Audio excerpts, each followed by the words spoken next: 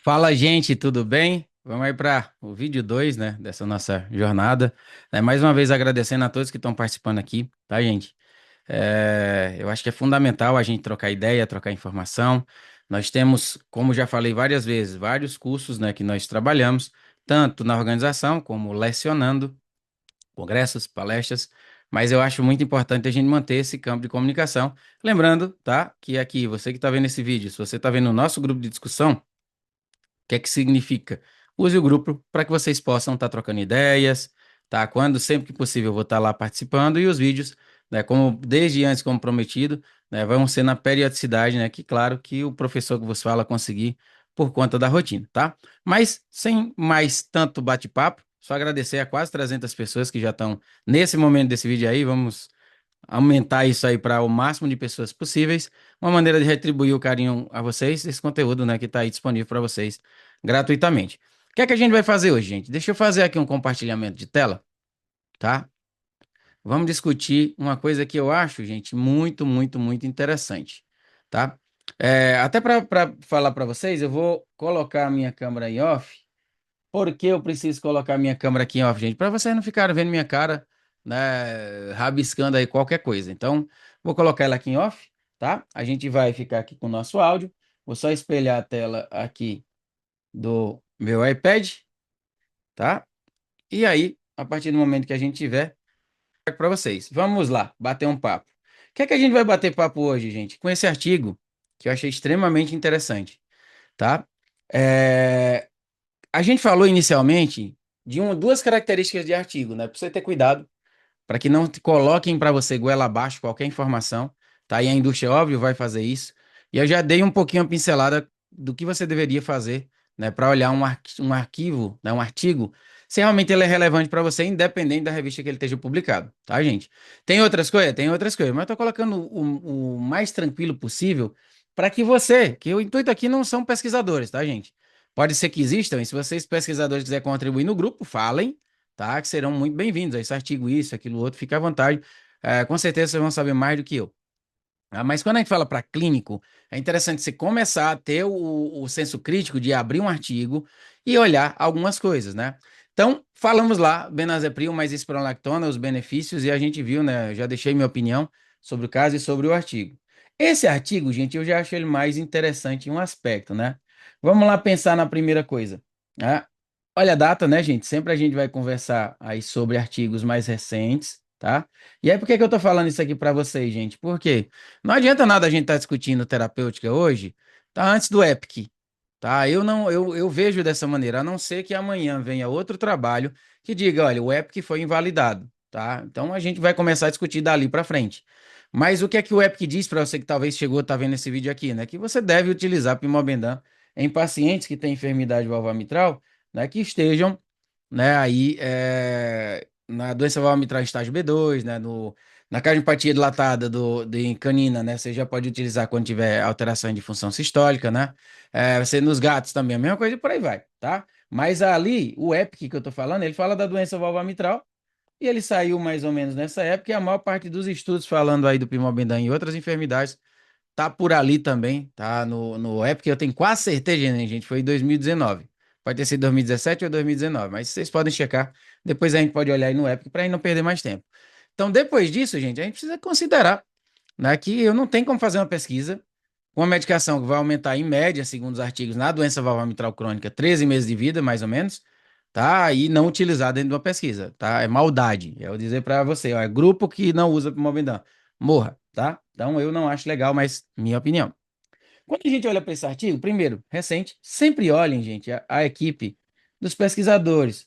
Só para quê? Para que você vá se habituando, né? De onde que eles estão, quem são eles. Você vai começar a surpreender que você vai estar vendo esses mesmos autores em vários outros artigos e você pode ir acompanhando o trabalho deles, gente. Quem não tem ninguém para modelar, tá? É a mesma coisa da gente dizer, quem não sabe para onde quer ir, não vai para lugar nenhum. Quem não tem quem modelar, né? Não pode ter ali alguém que possa dizer, caraca, eu queria ter o mesmo entendimento, conhecer essa pessoa, trocar uma ideia. E aí vocês vão ver, né, que aqui a gente tem sempre o pesquisador, gente, responsável, tá? Por convenção, ele fica aqui no final, tá? Então a gente vai ter ali, né, o número 3 que a gente está colocando como Jonathan Marshall, tá? É da Universidade de Iowa, nos Estados Unidos. A equipe inteira, se vocês forem olhar, tá? São da Universidade, tá? Do estado de Iowa. Então você já tem aí uma ideia, né, de como que, do que seria. E olha, se você quisesse corresponder aqui, tá, com o responsável, né, porque aqui no caso, acho que veio como primeiro autor, tá, o responsável até pode ser uma questão da revista, tá, gente? Aqui no Brasil a gente coloca o último, tá? Mas aqui, ó, a Jessica Ward tá como primeiro, é o correspondente. Mas isso é ideia, gente. Categorização no Brasil a gente coloca. Por exemplo, eu fiz meu doutorado, meu nome vem em primeiro, meu orientador vai lá em último, tá? Aqui pode ter sido diferente. Mas vamos seguir, que isso aqui não é importante. Antes de seguir com o trabalho, vamos olhar lá embaixo aquilo que a gente já comentou sobre conflito de interesse, tá? Aí tem um monte de coisa rabiscada aqui por conta do estudo que eu já fiz em cima dele. Veja bem, tanto o doutor, tá, Ward, a Jessica Ward, tá, como o Marshall, receberam, né, aqui, olha, honorários da Seva. Só que, gente, isso para mim não é um baita conflito de interesse. Por quê?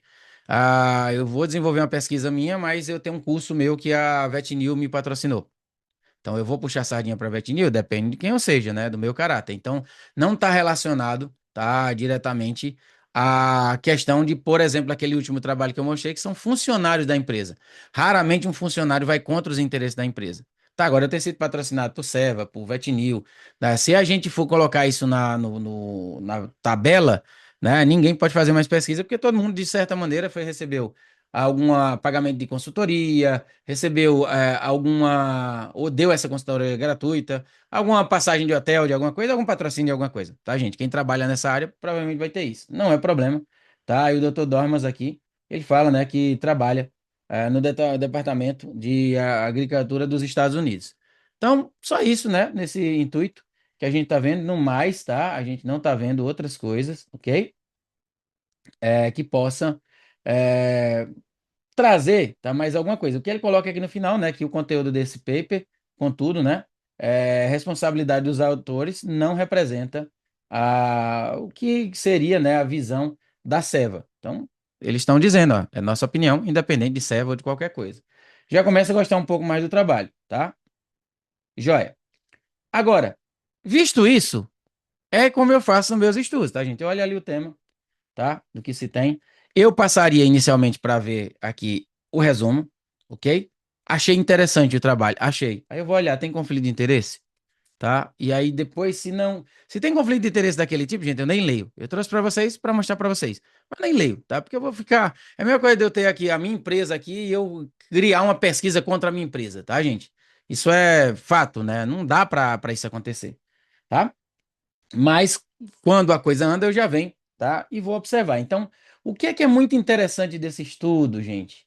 A gente já sabe aqui, ó, como pano de fundo aqui, né? O background, né? A gente já sabe o uso dos inibidores de ECA, que a gente tem na rotina. Só o que é que acontece? A gente sabe a dose-resposta, tá? Essa relação com desfechos de longo prazo? Até esse artigo, não, tá? Então, o que é que eu quero que vocês já percebam aqui, ó? A gente tem um estudo que depois eu posso trazer ele, o Valve, tá? E leiam esse estudo, que ele fez aí uma comparação da dupla terapia já no paciente com ICC, tá, gente? Dupla terapia seria furosemida mais pimobendan e comparou com a tripla terapia, furosemida mais pimobendan mais ramipril, que é o inibidor da ECA. E ele viu que não mudou a sobrevida, tá? Não aumentou a expectativa de vida desses pacientes na tripla terapia. Então, significa diretamente que eu não vou utilizar mais inibidor da ECA? Calma. Porque você precisa ver qual a dose utilizada no estudo Valve, qual a periodicidade, a frequência foi utilizada, BID, TID, CID, que foi utilizado esses fármacos para que eu possa ter aí alguma, né, de alguma maneira, eu possa ter alguma visão, né, das coisas. Tá saindo um barulhinho aqui do telefone, gente, eu vou colocar aqui no não perturbe para ver se a gente tem um pouquinho mais de paz, tá? Beleza. Outra coisa que eu achei interessante. Primeira proposta de trabalho, a gente não tem essa relação, tá? E fiquei muito curioso. Eu quero saber o que é que isso aqui vai chamar a atenção. Por quê? Porque eu já tenho minha opinião formada. Tinha antes de ler o artigo. E vamos ver se o que eu pensava estava correto na minha visão. Que nunca deve ser levado à minha visão, tá, gente? Eu tenho que ter. Aqui o motivo do nosso trabalho, da nossa história aqui, é tirar o achismo do Charles e dizer: olha, é corroborado por literatura. Veja bem, outra coisa legal, tá? 144 cães, tá? Segunda coisa que é interessante, com doenças cardíacas caninas, não só na doença valvar mitral, tá? E 63, tá? No momento do estudo. Já tinham feito ICC, tá? É, 63 no momento do estudo, ou já tinham, né, apresentado algum momento. Então, de 144, a gente tem aí quase, né, tá, gente? Próximo da metade de cães que já estavam com ICC. Então, a gente tem uma boa distribuição, tá, de pacientes. Então, claro, ó, uma coisa que eu vou chamar a atenção para vocês, quando vocês olharem na metodologia, tenham cuidado com isso aqui, tá, gente? Estudo retrospectivo de revisão, né, de dados médicos gravados. Por quê, gente? Isso aqui ele é muito vulnerável a viés do pesquisador, tá? Então, o que é que eu quero dizer com isso? Primeiro, o que é um estudo retrospectivo? Eu vou pegar aqui de um hospital, tá? Vou pegar, por exemplo, já esses pacientes já foram atendidos, tá? Eles já foram acompanhados, foi colocado algum questionário, tá? Para eles, talvez, que não era da pesquisa aqui em si, mas que eles te respondiam, o acompanhamento que o hospital fazia era assim, assado. E agora eu vou lá nas fichinhas desses animais e vou ver quem que usa inibidor da ECA, quem usou BID, quem usou TID, tá? Quem reportou isso, quem reportou aquilo. Vou fazendo uma triagem desses dados e aí no final eu posso dizer, olha, aqui com essa dose aqui, esses cães, tantos cães de 144, sobreviveram mais quando tiveram utilizado benazepril BID do que CID. Tá? É válido, gente? É válido. Só que a gente tem que ter cuidado, porque com esses dados qualquer um pode manipular. Quando você faz uma pesquisa de acompanhamento, tem muita gente ali envolvida, né? Então o que é que acontece? Você não vai ter seu viés de você mudar os dados. Por isso que a gente faz estudos, tá cegos, tá? Então, de repente, eu estou fazendo ali um estudo duplo cego, tá? Então, eu que sou pesquisador que estou dando o placebo, tá? Para aquele paciente, tá? Eu não sei se eu estou dando placebo ou se eu estou dando amostra. O que é que isso aí já tira? Eu não sei. Quando eu pegar os dados, que eu rodar na estatística, eu vou rodar o que der lá, depois eu vou tirar a venda dos meus olhos e vou ver, olha, o resultado tendeu para o grupo que tomou medicação ou do grupo placebo. Então aí você veria um efeito placebo. E o paciente, gente, ele sabe que está tomando placebo? Ou o tutor, tá? Aqui no nosso caso, ele sabe? Porque como é um estudo retrospectivo, né, de dados médicos, se o tutor soubesse, tá? Se foi feito essa pesquisa, tá? Aqui no caso não foi, foi ficha médica, mas se eu peguei esse tutor, vamos começar de agora. Se o tutor souber, ele pode começar a reportar coisas porque ele sabe que está dando medicamento. Ou ele pode ficar mais negativo e dizer, ó, tá dando placebo, tá? Então, o medicamento é falso, como é que ele vai funcionar, né? Então, seria uma coisa duplo cega, né? Que aqui não é o caso desse estudo, eu só estou falando para que vocês entendam. Então, tem que tirar esses vieses. É assim que a gente vai fazendo, tá? E muita gente ali participando da pesquisa. Então, quando eu inicio dali, cego a pesquisa, randomizo bem, posso fazer um estudo multicêntrico. Opa, isso vai trazendo com que o meu estudo se torne aí um baita de um ensaio clínico e eu possa, né, colocar isso como clinical trial, né? Ali dentro das normas do clinical trial. Feito isso, gente, quem vai ler vai dizer, olha, esse estudo aqui tem um mínimo de viés possível. E ainda tem, tá? Pode haver manipulação? Pode, tá? Mas somos seres humanos. Mas vamos adiantar. Já gostei do número, né, de pacientes, a distribuição que eles foram colocados, né? E ele colocou aqui, né, que foram usados, né, o Cox Proportional Hardness, né? São os modelos, né, de estatística. Foram usados para determinar variáveis associadas, né, com 2 anos de sobrevivência, tá? Desse paciente desde da primeira ICC que ele apresentou. Então, resultados, vamos deixar para ver no trabalho, tá, gente? Vamos deixar para ver lá, mas aqui, olha, quando eu li, já me interessou, não tem, me interessou o tema, não tem conflito de interesse que para mim é importante, tá? Eu já vi um background de uma coisa que eu queria responder. A hipótese do estudo é uma pergunta que eu tinha, eu acredito numa coisa, mas eu quero ver. O estudo tem um N, número de animais legais, e por enquanto até agora eu vejo bem distribuídos, tá? Vamos olhar lá na introdução, gente, que é exatamente o que ele fala, olha. Então, ele fala, né, principalmente, que nós temos, né, que os inibidores da ECA, às vezes, são frequentemente prescritos em cães. Tá, mas não existe consenso de a dose ideal. Se você for ver hoje, lá no bulário, se você usar, tá, tem bulário que vai colocar de 0,25 até 1 mg quilo. Certo? Mas qual que é a dose que é melhor? Tradicionalmente, eu vou iniciar com 0,25 depois eu vou progredindo na dose. Tradicionalmente. Será que isso é legal? Tá? Já é uma resposta. Então, o que é que ele foi fazer buscando na literatura, gente? Eu li todos esses artigos, tá? Aqui a referência é 11, a 13, a 15, a 17, 18 e 20. E aí eu recomendo a vocês, só para abrir mais um parênteses, você vai lendo o artigo, gente? Olha, a referência é 11, para quem não sabe, tá, gente? Quem já estuda com artigo, fácil.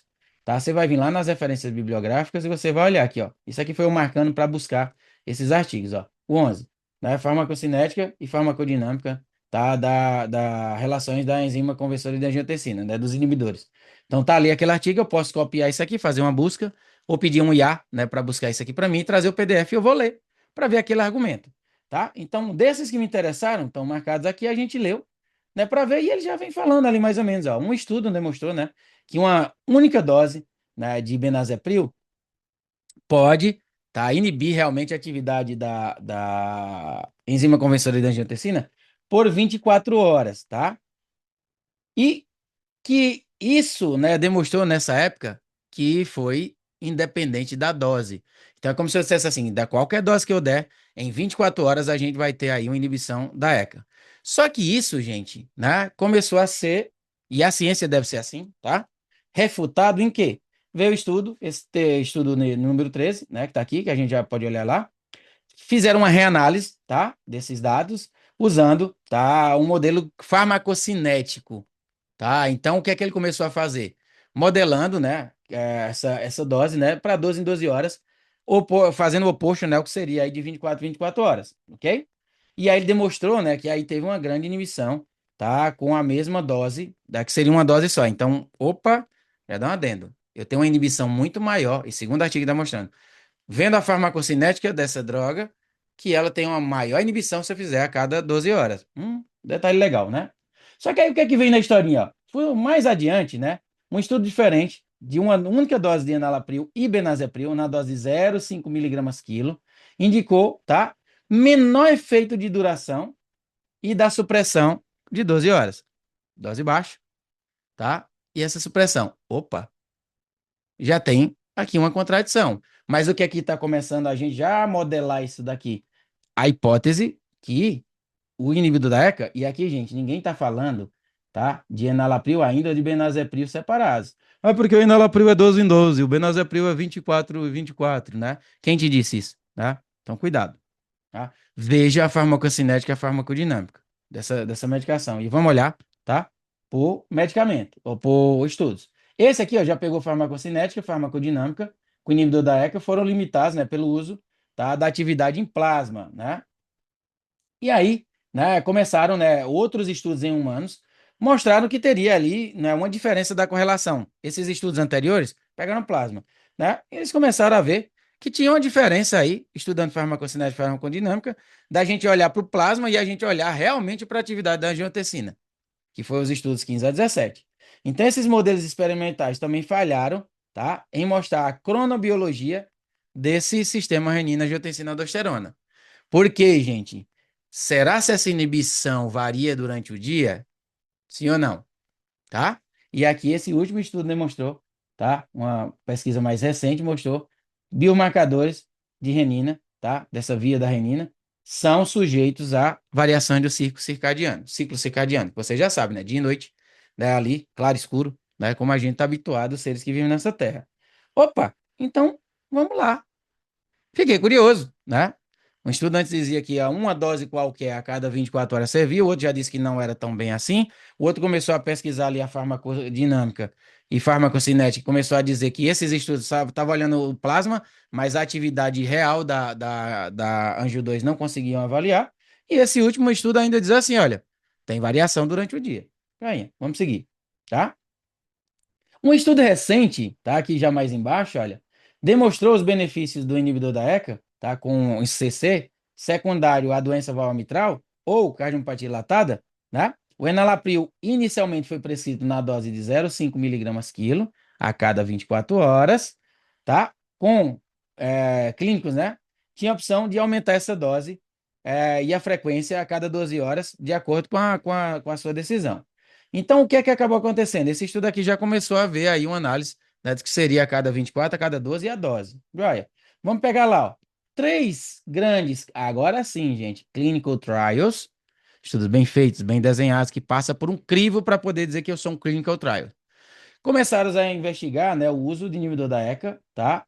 Em pacientes pré-clínicos, estágio B2, aí. Prescrevendo enalapril na média de dose de 0,37 média, tá, gente? Miligrama por quilo, ok? Até, ou, né, 0,46 miligrama por quilo. em dosagem de quê? A cada 24 horas. Ou benazepril 0,3 mg quilo a cada 24 horas em combinação com espironolactona. Contudo, nenhum desses estudos, desses clinical trials, compararam diferentes doses, tá? Numa investigação simples. Então, o que é que ele quer dizer? Ah, a dose de 0,37 aqui utilizei, né? Esse trial, 0,37 ou 0,46 a cada 12 horas de enalapril, 0,3 de benazepril a cada 24 horas. Mas eles não testaram 0,3, 0,5, 0,7, 1 a cada 24 horas, a cada 12 horas, para comparar qual que teria mais efeito. E aí, gente, é onde entra esse estudo, tá? Então, ele vai dizer que o primeiro objetivo desse estudo foi determinar a dose e resposta, tá? Se essa relação existe em cães, né? Em aspecto de avaliar eles em sobrevida de longo prazo, né? Então, eles estão hipotetizando nesse estudo que uma alta dose, a dose maior de inibidor da ECA, por 12 horas, pode estar associada com maior longevidade. E aí a gente vai ver se isso foi responder ou não, tá? Então veja bem, olha, a gente já começa o material e método, já vimos, né, que é um estudo retrospectivo, tá? Veja bem, uma coisa interessante que é aqui da gente lembrar. Esses aqui, eles isolam, olha a diferença da metodologia, gente. E talvez por isso que a equipe decidiu fazer um estudo retrospectivo. Eles estão isolando aqui, olha, pacientes que foram atendidos, tá? Aqui, ó, no Hospital Veterinário, né, Lyell, da Universidade do Estado de Iowa, né? Entre 18 de outubro de 2005 até outubro de 2018. Tá? A gente não tinha Pimobendan em rotina. Então vamos ver o impacto direto, né, só dessa medicação, ok? Tá? Então vamos observar. A gente já viu, né, ali direitinho, o que seria a metodologia, a divisão dos pacientes, mas veja coisa interessante, né? Eles começaram a ver aqui, olha, obtiveram na visita um, tá?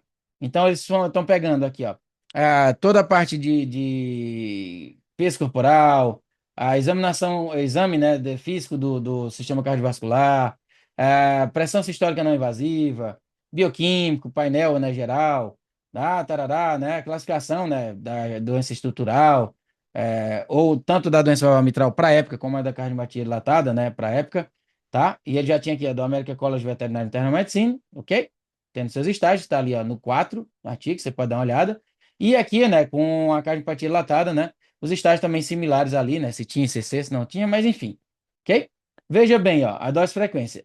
Outras cardiologias já existiam, pacientes tomando fenômeno. Professor, você falou que não tinha o EPIC, né? Porque na minha lembrança o EPIC é 2019, gente, mas a gente vai checar isso, tá? Deixa eu já checar aqui para vocês, para ter certeza absoluta, se ele estava 17 ou era 19, tá? Então, estudo EPIC, Pimobendan. Por que que eu quero ver isso aqui para vocês, gente? Porque, ó, o estudo saiu, gente, mas o Pimobendan já existia, já era aplicado em alguns pacientes. Quando o EPIC saiu, é porque eles começaram a perceber que o Pimobendan poderia trazer, tá? Aí como que eu posso dizer para vocês? Ele poderia trazer uma melhor qualidade de vida. Aí foram pesquisar e colocaram, mas o fármaco já existia, já estava sendo aplicado, tá? O estudo é que saiu depois. Deixa eu ver aqui a data do estudo, gente. Só para ver se eu pego aqui mais rapidinho. Tarará, tem que dizer que eu não sou um robô, nem eu sei, para falar a verdade, né? E vamos abrir aqui, não sou robô de novo, senão eu acho aqui no meu computador, para não perder tempo, porque senão a gente fica aqui chovendo no molhado, tá? Tarará, tarará, efeito por uma da cães doença, tá? Dava mitral e cardiomegalia, né? O estudo épico. 2016, tá, gente? Aqui está sendo colocado, né? 2016. Então, alguns pacientes já tinham, inclusive, aí pós-épico. Desculpe aqui a informação. Na minha cabeça poderia ser um de 2017 ou 2019. Acho que eu estou confundindo com a diretriz, né? Ele veio em 2016, a diretriz veio em 2017. Mas, enfim, eles levaram em conta. O paciente estava usando furosemida, pimobendan, espironolactona, nalodipino, tá? E que fora administrado, né, a prescrição desses inibidores da ECA. Joia. Nessa visita 1, eles fizeram isso, ó. Para os cães que tinham regurgitação mitral, eles fizeram o índice, tá, de regurgitação, tá, proposto pelo Atkins. Fizeram ali, né, calcularam, né, através dessa fórmula, fizeram a relação entre a esquerda da aorta vezes o peso, a idade do animal dividido por 10, são índices, né, que eles vão colocando, e viram aí, né, a avaliação depois da prescrição do inibidor da ECA, na visita 2. Ok?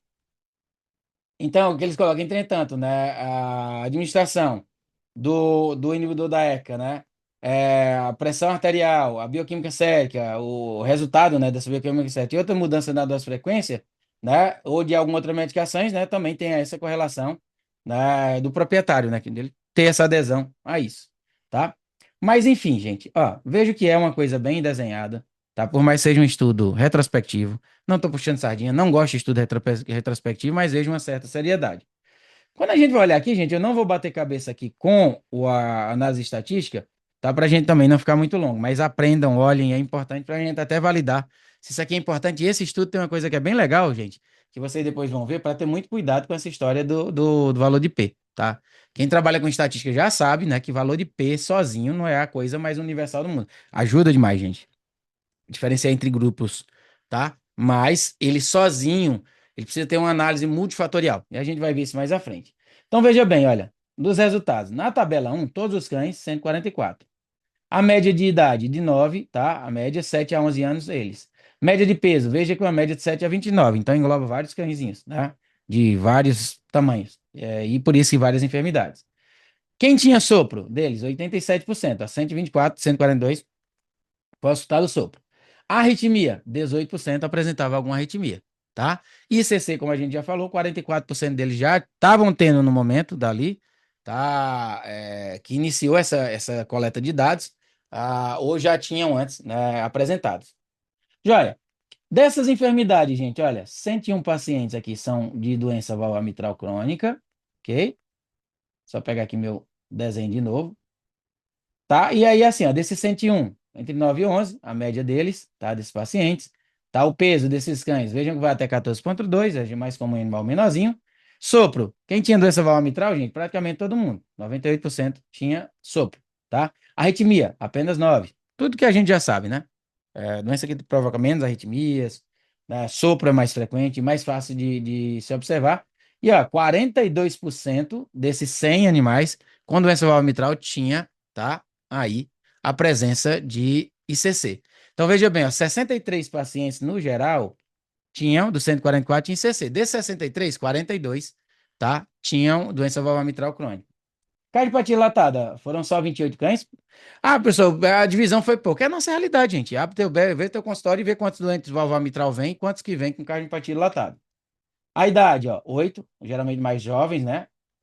Chega essa doença. O peso, tá? A média de 37,7 quilos, cachorros grandes, até 52 quilos. Sopro, 54% foram auscultados esse sopro, tá? Arritmia, 50%. Olha como essa doença é mais arritmogênica, tá, gente? E a ICC, tá? 15 do restante dos animais que faltavam, tá? Ali, não do que faltava, que tem outras enfermidades que ele vai esclarecer aqui mais à frente, que seriam essas outras, né? Que foram 15 animais, tá? A idade entre 1 a 7, tá? Ali deles, a presença de peso, né? Até 25. 80% deles, 12 dos 15, tinham sopro, ok? 3 tinham arritmia e 6 tinham ali sinais de ICC. Tá? Então, o que é que a gente vai olhar? Primeira coisa, vamos ver aqui, ó, nesses critérios, que foram 70 machos castrados, 7 machos inteiros, 64, né, fêmeas que foram castradas também, e 3, né, para dar aí uma uniformidade, ok? A raça mais predominante, né, a gente tá falando aí, né, de algumas raças, mas, ó, Cavalier King Charles, Schnauzer estava ali, Labrador, Chihuahua, tem uma certa variação de raça que é interessante, a Boxer ali, tá, que é interessante. Então, desses cães, né, 4 dos cães que a gente tinha, eles foram diagnosticados, né, com cardiopatia arritmogênica do ventrículo direito, ok? E aí desses, né, eles acabaram também, tinha ali outros pacientes que teve o diagnóstico de doença, né, congênita, enfermidade congênita, pegou algum. Esse, gente, eu marquei aqui porque eles são os outros que estão ali.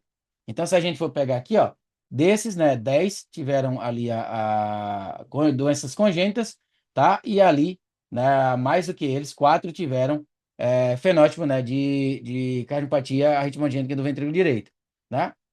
Então, desses animais, a gente já tem ali a quantidade, né, de pacientes que seria de outros, né, que estariam ali apresentando. Bacana? Ok, ok, ok. Daqui já não tem mais nada que seria tão importante, só para vocês saibam quais que seriam as outras doenças, né? Ficou faltando um, gente. Eu acho que ele colocou aqui, ó. Tarará, tarará, tarará, deixa eu ler direitinho, ó. Tá, 28 cães com cardiopatia, tá 15 com outras doenças. Aí ele colocou 4, tá, em box, tarará.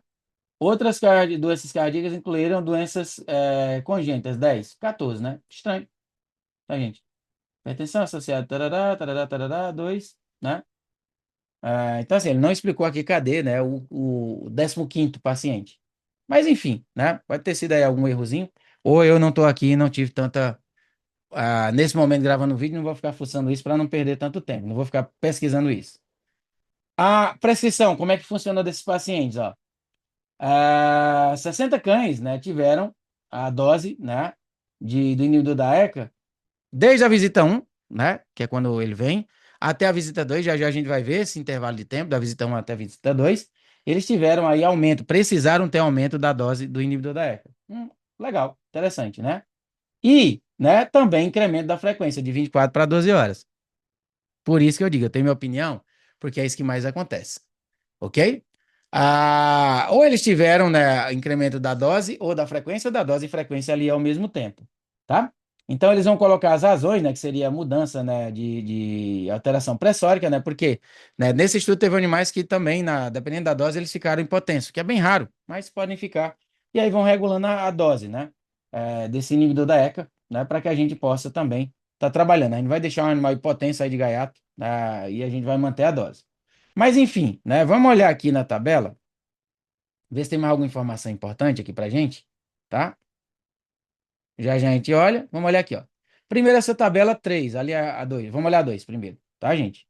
Deixa eu fazer aqui um giro pra gente. Cadê ela? Mais giro. Mais giro. Pronto. Olha lá, na visita um, tá? Sem ICC esquerda, nós teríamos ali, tá? A frequência cardíaca, 120, em média. Olha a frequência de quem tem CC mais alta, gente. Né? Como chama a atenção. Aí o pessoal fala que a variabilidade da frequência cardíaca, quando é perdida, não impacta em nada, né, gente? Vai vendo, né? Joia, isso na visita um. A pressão arterial, ó, em média, 150, baixa, né? Ali também. Com ICC, foi menor a pressão? Uso de fármaco, né, gente?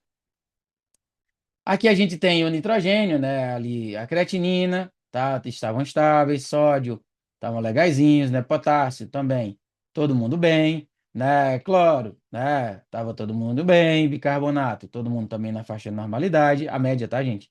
Ali que teria cálcio e por aí vai. Temos uma média. Quando a gente chega na visita 2, gente, o que é que acontece? Olha, a frequência na visita 2, inclusive pós-tratamento, aqueles pacientes que não tinham ICC mantiveram, mas ó, quem tinha ICC já deu uma melhorada. E aí vocês já vão percebendo, né, que o próprio estudo diz que da visita um para a visita 2 houve incremento de dose e de aumento da frequência do inibidor de ECA, né? Então, olha que interessante, né? Para isso. Vamos embora, tá? O que é que ele está demonstrando aqui, gente, com P, ó? Quando eu tenho esse P aqui, ó, mais elevado, significa que quem é o paciente que tinha ICC, da visita um para a visita 2, esses dados mudaram. Quem não tinha ICC, tá? Eles podem ter não mudado, ok? Não significante aqui esse P.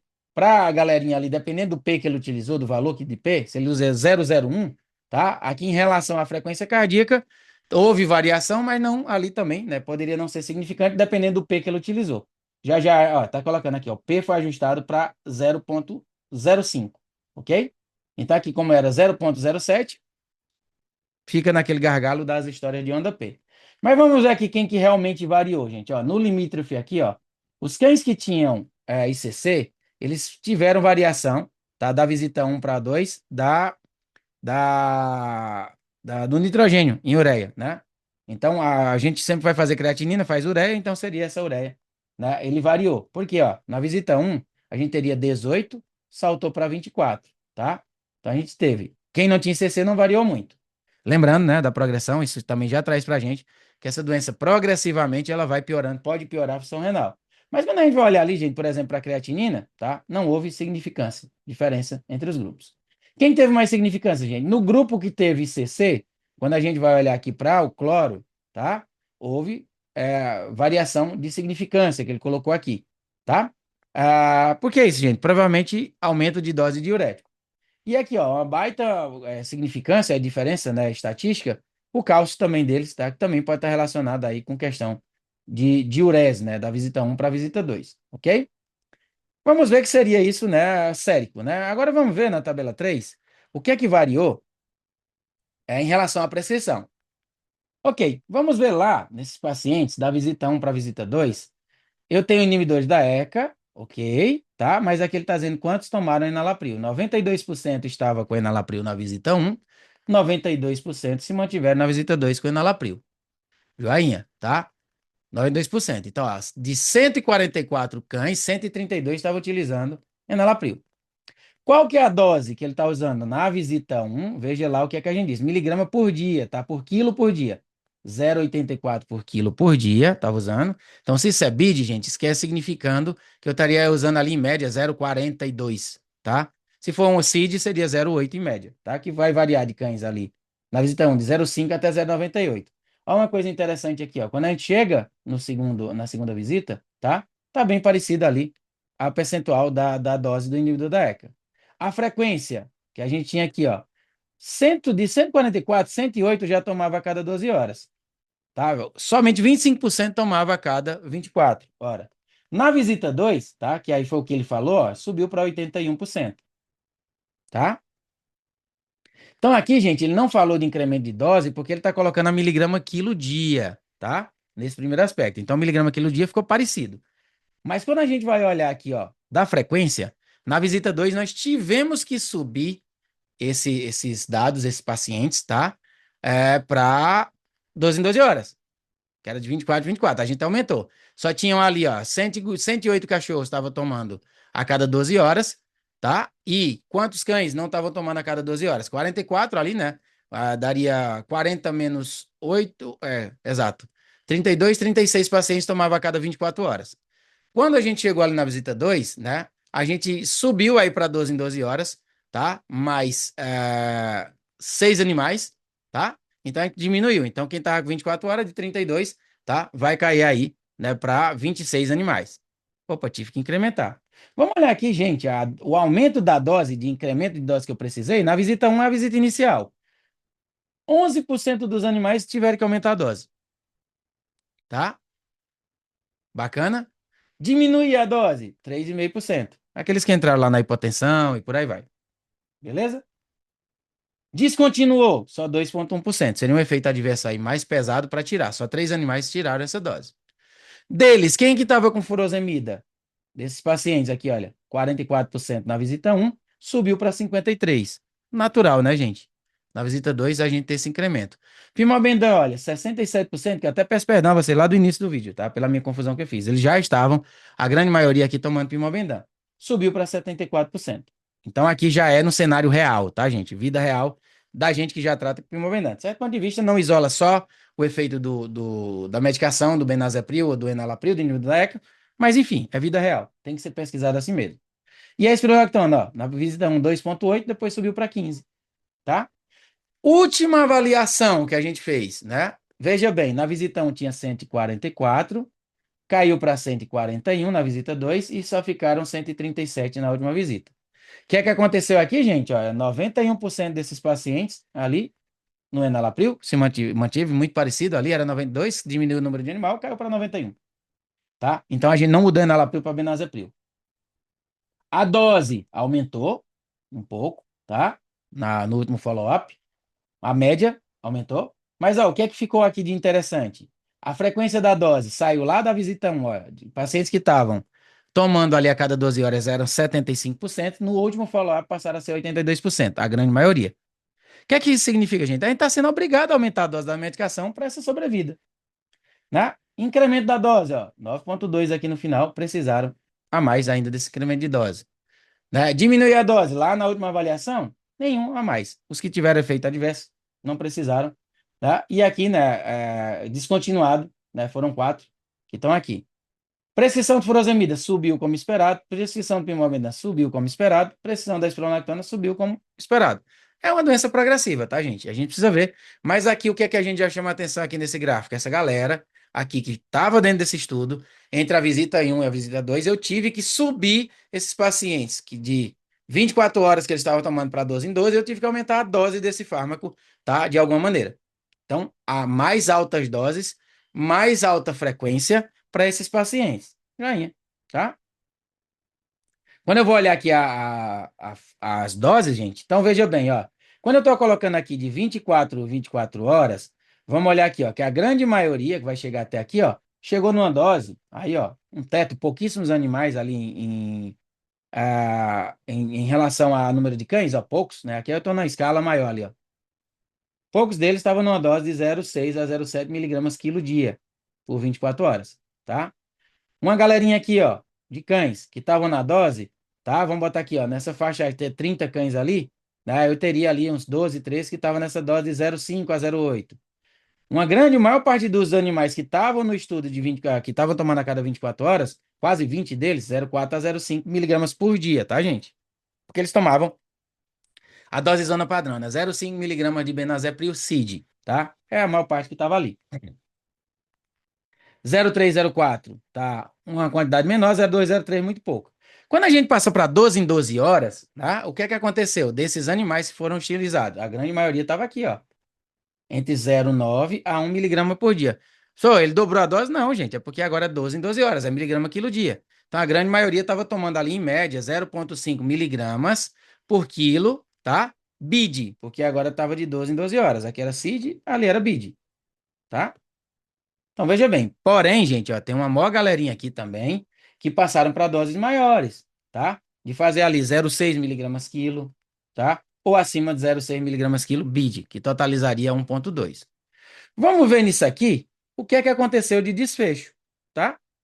Vamos dar uma olhada. Primeiro, gente, vamos olhar para os gráficos, tá? Depois a gente volta aqui. Vamos ver aqui, ó, na figura 2, vamos pegar aqui uma curva de Kaplan-Meier, vamos focar nela, tá, gente? Que seria a sobrevida da visita 1, tá? Ele está colocando aqui, ó, que a visita 1, os cães, 108 receberam inibidor da enzima conversora, isso aqui a gente já viu, tarará, tarará, né? E aqui ele está fazendo aqui, ó, a comparação de cães recebendo altas doses, mais do que 0,5 miligramas quilo por dia, ok? Seria a linha cinza versus as doses mais baixas, menos que 0,5 miligramas quilo dia, a linha escura. O que é que aconteceu em relação a isso, gente? Olha as sobrevidas. Proporções de cães em sobrevida, tá? Quando eu olho aqui para o A, seriam cães que receberam a cada 12 horas, seria a linha cinza, a cada 20 horas, 24 horas, a linha, tá? Escura, tá? A linha preta. Vamos olhar lá, que é a A. Quem sobreviveu mais, gente? Aqui. Quem estava tomando a cada 12 horas, tá? Entendeu? Está vendo essa curva, gente? Ó, aqui significa que aqui são os dias que vão passando. Veja bem, quem estava recebendo aí a cada 24 horas, que é a linha preta, chegou aqui em 200 dias, mais que 50% desses animais morreram, tá? Veja bem. Quando a gente chegou nesses 200 dias, vamos fazer a linhazinha cruzada, ó, mais ou menos 200 dias, tá? A gente só tinha ali, né, a proporção de cães que estavam que tinham sobrevivido, vamos colocar que isso aqui seria 0,45, tá? 45%. E o que é que aconteceu em 200 dias com quem estava tomando a cada 12 horas? Tá? Chegamos aqui no topo, vamos fazer uma linhazinha de seção, vamos colocar que aqui praticamente 90% estavam vivos. Então é legal, gente, eu dar a cada 24 horas essa medicação? Não sou eu que estou respondendo, tá aí, tá? É CID, né? Porque a indústria diz que é CID. E vai nesse patamar. O que é que seria B, gente? Ok? Seria a frequência de dose, né? Que a gente está sendo colocado aqui. Cadê? Ó? Deixa eu ver se eu analisei correto aqui, gente. Peraí. Só dar uma releitura. Né? O tratamento da doença, tarará, tarará, comparado com a... Ah, não, gente. Ó, vamos lá. Primeiro gráfico aqui, baixas doses versus altas doses. Deixa seu professor aqui apagar. É o outro gráfico ali que vai falar de periodicidade. Deixa eu apagar isso aqui para a gente não se asquetar. Perdão. É assim mesmo. A gente vai lendo e vai vendo aqui, ó. Vamos voltar nesse ponto. Quem até 200 dias, quem estava recebendo menos do que 0,5 miligramas por quilo por dia, o que é que isso quer dizer, gente? Aquela dosezinha clássica, 0,25 miligramas BID ou 0,5 miligramas CID, tá? 50, mais que 50%, 45% sobreviveram, que significa, né, que a gente tem 55% que, puf, escafederam. Aqui quem estava tomando mais do que 0,5 miligramas quilo dia, tá? Em várias doses, 90% estava com sobrevida ali até 200 dias. Onde é que esses pacientes se encontraram ali, né, na mortalidade, esses que têm doses mais altas, se encontraram na curva de 50%, gente, ali, ó, quase 800 dias, para chegar ali próximo de 50%. Veja a diferença de quem estava com menos dose para maior dose, para que eles se encontrem ali na curva próximo de 50%. 200 dias para baixas doses, 700 dias vamos colocar ali, em média, mais ou menos, né? Só para a gente ter ideia, o estudo tem, mas aí não vai bater cabeça aqui com ele exatamente, tá? Seria, vamos colocar 500 dias de diferença. Então, vale a pena utilizar a dosinha abaixo? Ok. Vamos para outra curva, gente. Quando a gente estava utilizando aqui, olha, o que eu estava falando para vocês, né? Que seria utilizar entre 12 e 12 horas e 24 horas, 12 em 12, linha cinza. 24 linha preta. Vamos pegar aqui, gente, ó, quando chegou ali próximo, né, de 50%, a gente vai chegar num patamar ali, ó, parecido em dias.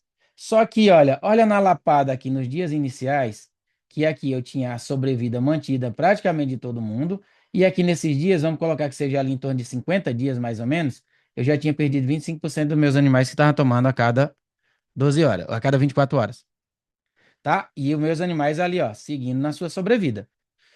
Chego numa faixa maior, olha, quando eu chego aqui em torno de 200 dias, veja que tá aqui, vamos colocar que seria 60%, 40% morreu, tá?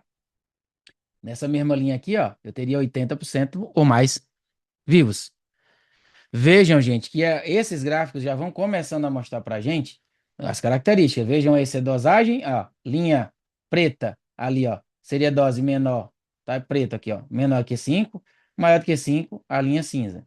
A linha cinza aqui, ó, tomava a cada 12 horas esse inibidor da ECA, tá? Então seria aqui a linha cinza, a linha preta tomava 24 horas. Vamos olhar agora essa última curva aqui, ó. Ele está demonstrando a curva, né, de 2 anos de sobrevida, né, que ele está colocando aqui, né, em cães, né, que tiveram ICC. Tarará, deixa eu só ler aqui para não ter aquela mesma confusão. São os cães que fizeram ICC, tá, gente? A linha cinza, aqueles que receberam altas doses de inibidor da ECA, tá? Maior do que 0,5 miligramas quilo dia. Só que essa curva é só dos cães com ICC. E a outra curva aqui, a gente, menor, a preta, menor que 0,5. Esse negócio que é às vezes é enxerido, gente, isso só atrapalha. É a tentativa, né, de entender o que estou fazendo. Ele não está entendendo nem minha letra, essa presta. Cães com ICC. Ok? Desses cães com ICC aqui, ó, linha preta, menor, menos que 0,5 miligramas quilo dia. Linha cinza, mais que 0,5 miligramas quilo dia.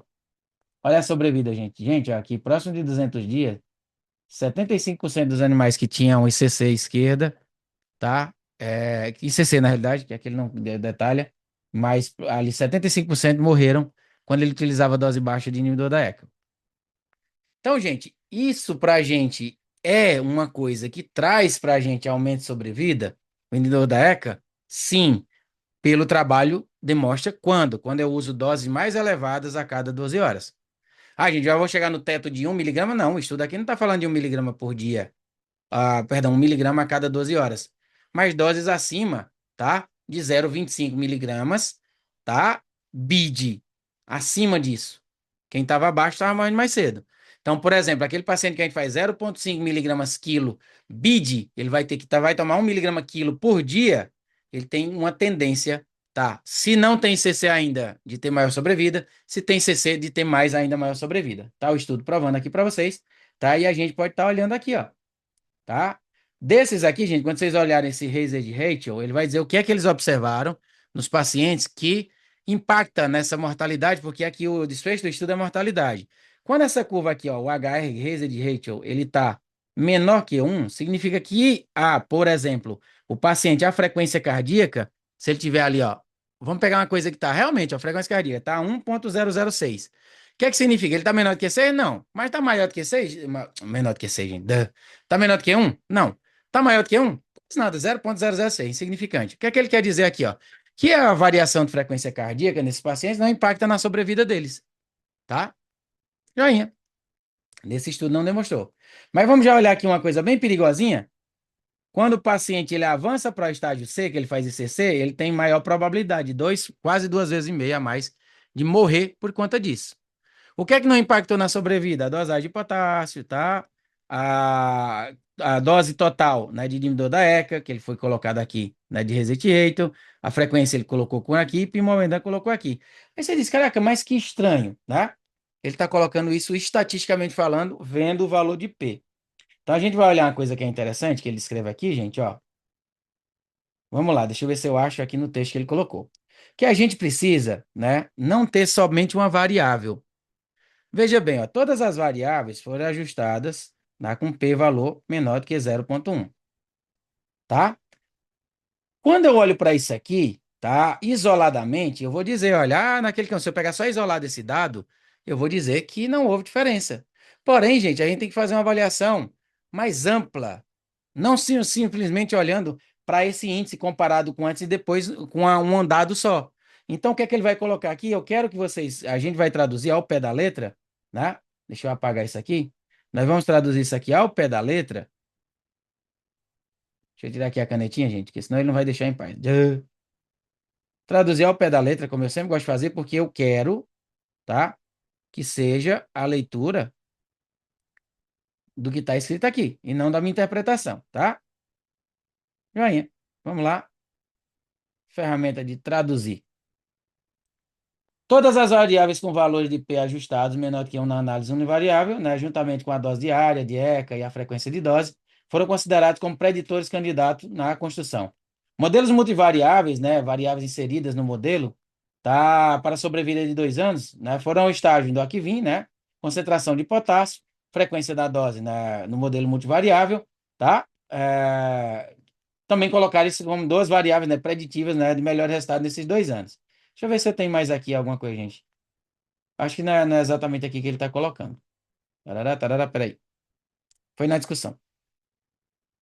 Eu olhei ali o valor de P, tá? Mas é exato, embasado nisso, tá, gente? Só voltando aqui, porque o professor de vocês está ficando velho. Tá? Todas essas variáveis foram ajustadas ali pela questão do valor de P, tá? P menor do que 0,1, ele está colocando como variável única, isolada, tá? Que ele teria ali um impacto, né, nisso. Quando a gente olha para uma univariável, esse valor de P vai nos dizer, por vezes, que não houve impacto na dose e na frequência. Só que olha lá, quando eu faço uma avaliação estatística, e aí é que eu vou traduzir para vocês correto, tá? Corretamente. Vou copiar aqui, tá, gente? Para a gente ir lá para o Translator, que é melhor. Vou lá no Google mesmo, tá, gente? Tradutor. Porque eu gosto que o Google Tradutor, ele é melhor do que esse tradutor da Apple aqui, tá? O que é que ele vai dizer aqui, ó? Na análise multivariável, veja bem, a administração a cada 12 horas foi associada a uma maior probabilidade de sobrevida em 2 anos no corte completo do estudo. Esse resultado sugere que o benefício clínico do IECA pode ser dose dependente, com a administração a cada 12 horas conferindo cardioproteção superior. Estudos adicionais, claro, farmacocinético e farmacodinâmico, né, são necessários para confirmar isso. Mas veja, quando a gente vai olhar para o estudo, nos finalmente ele vai dizer doses mais elevadas a cada 12 em 12 horas, a gente vai ter uma melhor sobrevida. Quando eu olho para isso como um fatorzinho isolado, estatisticamente pelo P, opa, pode demonstrar um P diferente ali, tá? Como a gente viu. Mas se a gente está observando, né, nesses pacientes, tá? Essa tendência, né, que a gente está tendo de colocar todo o estudo como contexto sobrevida nesses 2 anos, o estudo demonstra que acima, tá? Essa dose a cada 12 horas e fazendo dose acima de que 0,5 miligramas quilo dia, aumentaram sobrevida desse paciente, tá? Então, para que a gente não fique aqui, ó, tão tá bitolado, né? Ele vai colocar aqui, ó, já esses dados, né, que ele está colocando, ok? Tá, então ele falou que esses dados provêm, né, uma, uma, uma falha, né, em alguns clinical trials em demonstrar o benefício em cães, tá utilizando o inibidor da ECA, tá provocando, né? E lembra que ele falou lá no começo, né, que os cães com a dosagem de 0,25 a 0,5 miligramas quilo por 24 horas, né, eles demonstram, né, que realmente esses trials provavelmente falharam em mostrar esse benefício quando a gente coloca a cada 12 horas, né? Então, o que é que ele coloca? Esse estudo, né, reflete um repertório limitado de prescrição das práticas, né, nas nossas atuais diretrizes. Coloca. Então, por exemplo, para esses trials previstos, né, na veterinária, né, que ele está colocando, a média inicial total de dose no estudo aqui foi 0,84 miligramas quilo por dia, então já começou ali próximo de 0,5, ok? Inicialmente duas vezes ao dia, tá? Utilizando utilizando nesse estudo, nesse prospectivo. Então, em adicional, 75% dos cães receberam cada 12 horas, tudo isso aqui, gente, eu só estou passando rápido porque a gente já viu isso aqui, tá? Recebendo no April, a gente já viu tudo isso aqui direitinho, o que é que eu quero ver no final das contas, tá? Essa outra marcação que eu fiz aqui, né, onde ele vai colocar, já falou, né, que cães que têm menor dose, tá, e período menor, a gente já viu lá nos gráficos, né? Então, o que é que ele está colocando aqui, ó? Entretudo, o nosso estudo não separa os efeitos da dose total, né, em relação à frequência. Essas linhas, né, sugerem que a dose, né, pode ser mais relevante, um fator relevante clínico maior. Isso aqui também ele já falou, tá? Então, o que é que ele coloca? O primeiro estudo de farmacocinética e farmacodinâmica mostrou que a duração do inibidor da ECA após a administração pode ser menor do que 12 horas. E aí eu fui ler, tá, gente, isso aqui. E aí, gente, eu já falo isso em aulas, né? Faz muito tempo, mas muito tempo que a gente fala. Gente, a meia-vida dessas drogas que a gente vai olhar, elas geralmente ali, elas não têm, conseguem fazer uma boa inibição, tá? Acima de, tipo, para 24 horas, tá? Se vocês forem olhar, já já eu mostro ali os artigos para vocês, eu baixei também para ler ele, esses estudos mostram, olha. Então, primeiro, né, esses estudos demonstraram que a duração desse inibidor da ECA, né, ele pode não inibir da ECA tão bem, quando eles fizeram estudo com farmacocinética e farmacodinâmica, né, que isso pode ser menor do que 12 horas. Então, tem que estar fazendo essa dose a cada 12 em 12 horas, né? Então, a dose 12 em 12 horas pode, né, também, né, melhorar a inibição, tá, do que a de 24 horas. Segundo, né, por isso aqui ele está justificando porque que ele demonstra no trabalho e justificando na discussão porque é que acredita-se que doses superiores, os resultados dele demonstrou, está defendendo, que doses superiores a 0,5 miligrama quilo dia e a cada 12 horas são superiores, né? Primeiro, estudo demonstrou que não inibe tão bem, tá? Até chegar nessas 24 horas. Segundo, né, estudos em cães saudáveis indicaram que no ritmo circadiano, né, da ação do sistema renina-angiotensina-aldosterona, ele vai estar variável o quê? Tá, gente? Tanto que é influenciado pelo tempo como pela alimentação, tá? Por exemplo, a alimentação de sódio. Então, ele age ali também, né? A gente sabe que age, né? Onde é que age o sistema renina-angiotensina-aldosterona, tá? Então, eles vão dizer, olha, então, cães que foram alimentados pela manhã, tá? Eles podem, geralmente, ó, se alimentar pela manhã. O pico da atividade do sistema renina-angiotensina-aldosterona ocorre aproximadamente 12 horas depois da duração disso, tá? E ah, passando, né? Depois, 12 horas depois, durante, né? E aí vinha o entardecer, tá? E durante a noite. Então, o que acontece? Quem se alimenta de manhã tem uma tendência de ter um pico de ativação 12 horas e depois essa duração, tá? Ela vai sendo progressivamente modificada aí durante, tá? O entardecer e durante ali o passar da noite.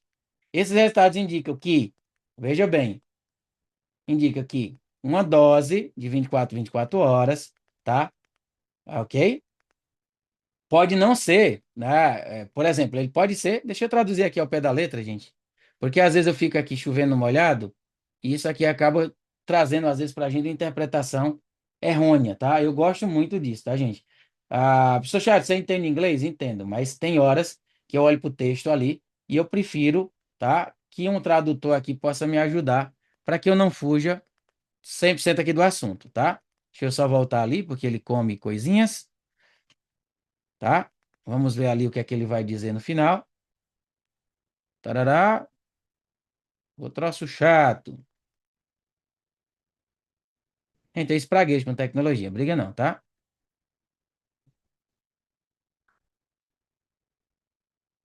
Tarará, tarará, tarará. Isso aqui é interessante, gente. Por exemplo, eu tomo, né, se eu tomo, né, como uma medicação durante a manhã, eu preciso levar em conta que essa medicação ela está efetiva durante o dia inteiro. Então, o que é que ele está dizendo aqui, ó? Em primeiro lugar, a gente já viu, né, que já estudos demonstraram que pode, o sistema renina-angiotensina-aldosterona pode não ser inibido, conseguir ser inibido, né, por mais de 12 horas, né, nos estudos que mostraram a farmacocinética e farmacodinâmica.